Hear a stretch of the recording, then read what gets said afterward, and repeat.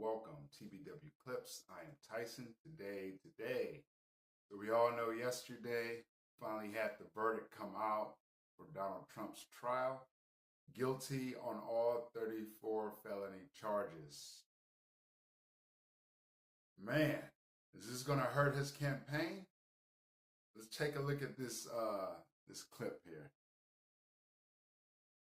This into all of our inboxes now, having this inbox subject line, quote, "I was just convicted in a rigged trial." Breaking from Trump, it says, "I am a political prisoner," and he has this fundraising email set and ready to go as this verdict was reached, and push that out there to his supporters. As you said, we've seen this from the former president before. Now, I haven't done a lot of videos on this Trump trial. I think there are enough videos out there. I think you guys kind of get the gist of what's going on. But I will say this. He was found guilty by a jury of his peers. Now, when you're picking a jury, both sides have to agree, right? So his lawyers also agreed on this jury selection. And they couldn't find not one juror that would be, in their eyes, they're saying it was rigged. So the jurors that they had to be pro-Biden, right? If this is because of the election. So they couldn't find out one guy who not so much was against Trump or for Biden, but somebody who was just looking at everything objectively. I don't know. I mean, there had to have been one or two, right? In there. So all 12 jurors were just straight against Trump. And I know that they had to, when you're a jury, I was on jury duty before, and you have to follow the instructions framed by the judge. So if the judge goes and tells you guys, hey, you have to look at these, this, and this. You cannot look at this or this. So based on the evidence and the instruction on the judge, maybe they had no choice but to give him a guilty verdict. Does that kind of make sense? So if the judge framed it a certain way where there was no way that they could look elsewhere to say, no, this is wrong, what about this, or what about this? The judge says you can't think about this or that. You have to stay within this framework here. So within this framework, he was guilty. Maybe that has something to do with it, but besides that, I mean, what kind of lawyers just pick people who are just going to go against them? Maybe Trump needs to take a look at his lawyer.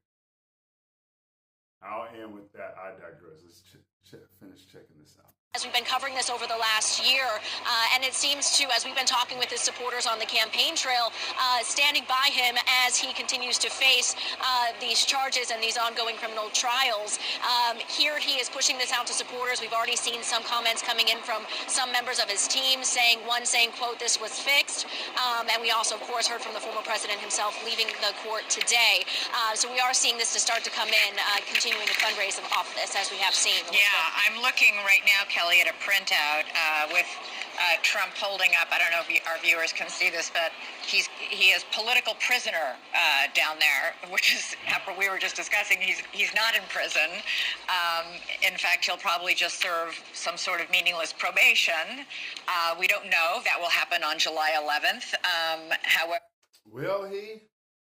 I think the prosecutor, Alvin Bragg, came out, and I believe he held a press conference. Maybe I'll do a video on that one, saying how he wants jail time.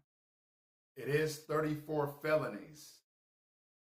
If someone is convicted of 34 felonies, not misdemeanors, but felonies, I would assume there would be jail time there, right? Not just probation. I mean, that's how a lot of criminals these days are getting out within 24 hours. they're having their felonies drop down to misdemeanors so they can get out of jail, right? This is 34 counts of felonies, and I digress. So let's finish it up. Not much left.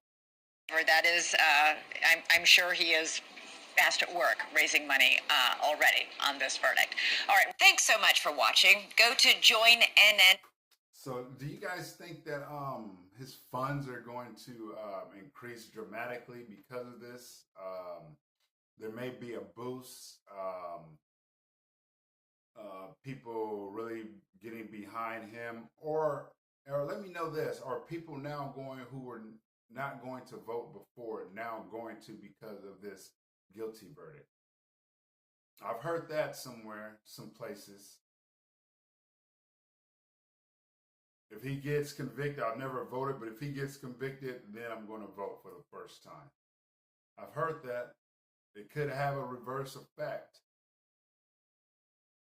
But I think they're saying that in the appellate court, it'll probably be dismissed. You had a judge who is definitely pro-Democrat, pro-Joe Biden. I believe he's a donor. I believe his daughter is a Democratic strategist, Democratic correspondent. So a lot of things that you can appeal in this case. So we'll see what happens.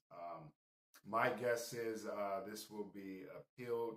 I think that he's going to raise more and more funds because of this. And, hey, I could be wrong, but I doubt it. If you guys think I'm wrong, let me know down in the comments. I appreciate it. And thank you guys once again for watching and joining me. And you guys have a great day.